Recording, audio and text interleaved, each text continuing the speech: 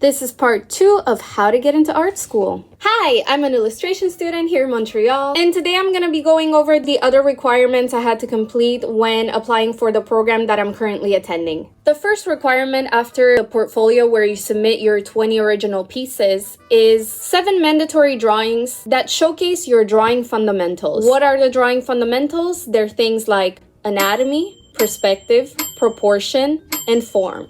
So for that, my program required me to submit a drawing of my own hands, not flat, a drawing of my feet for free, an interior perspective drawing, an exterior perspective drawing, a portrait of somebody in an environment. That's where I had my friend pose on the couch and I drew her as well as the things surrounding her. A drawing of a composition of some still life objects. This is where they want to see you render the form. They want to see that you're working on your geometry, on your proportions, some volume, some shading, things like that. They also wanted to see you draw a portrait from observation. For this one, I roughly sketched someone that was sitting in front of me on the metro, and when I got home, I made sure to add in some details and shading, and I submitted that as one of my mandatory drawings.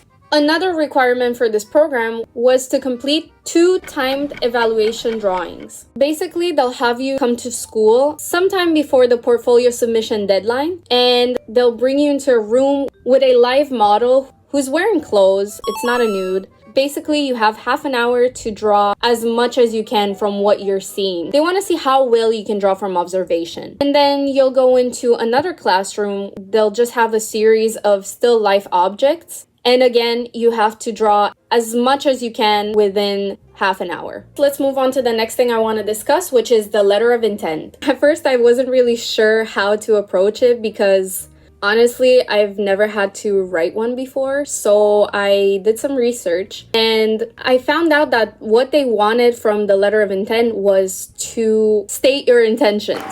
The first time around in my letter of intent, I just talked about how passionate I am about art, how I love to draw, this and that, my background. I think I rambled on a bit too much about what I had already accomplished rather than what I would go on to accomplish after learning things from this program. So I went over their program brochure once again, and I checked the section where it says, where will this program lead you? Possible career options. I genuinely looked through them and tried to see which one appealed to me the most, where I actually saw myself after I completed this program. The things that stood out to me the most were storyboard artist and tattoo artist. So I made sure to state that in my letter of intent. I honestly think that went a long way. Give them what they want. This is what they want to hear. They want to know how they can help you pursue a realistic art career. This is the difference between a visual arts program and an illustration program. Being an illustrator kind of consists of taking on commercial commissions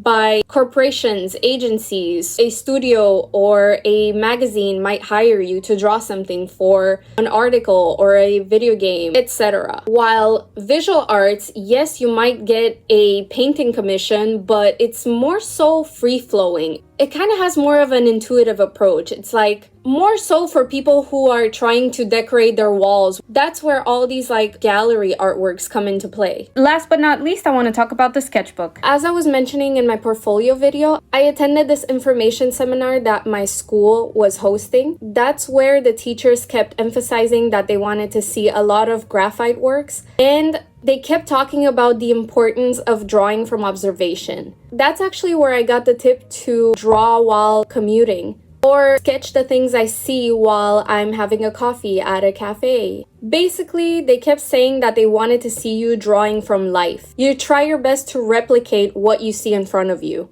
It takes a lot of practice to get good at it. When I started, it was merely scribbles on the page, especially because I wasn't used to drawing on the train because the train keeps moving all the time. Or I would just feel awkward pulling out my sketchbook at a restaurant or a cafe because someone doing that is always going to be the odd one. Or at least that's what I thought. In reality, nobody really cares, especially in a city like Montreal where there's a lot of artistic people around. Honestly, you just have to keep at it. The more you do it, the more everything kind of falls into place. The more you're going to be able to start gauging your proportions, improving your perspective, things like that.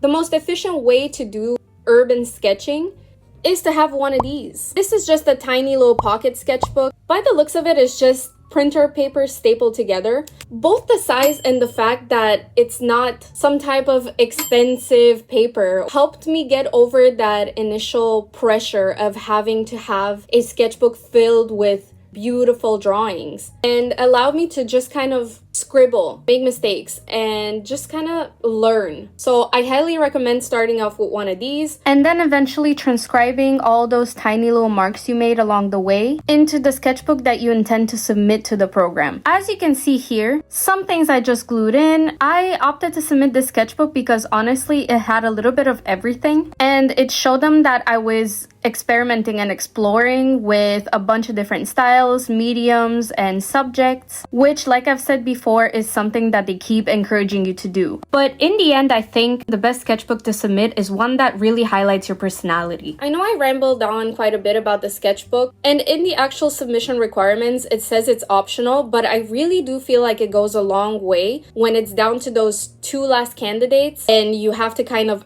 outshine one another. I sincerely hope that this video can help you get into the art program of your choice. You don't have to do exactly what I did, but I think that these strategies might be able to help you. If you want to see the kind of things that we're doing in school right now, I sometimes post some of our projects on my Instagram, which I'll have linked down below. If you have any other questions, don't hesitate to hit me up on any one of my socials. I'll try my best to answer them. And that's all I wanted to talk about today, so Hope to see you in the next one. bye!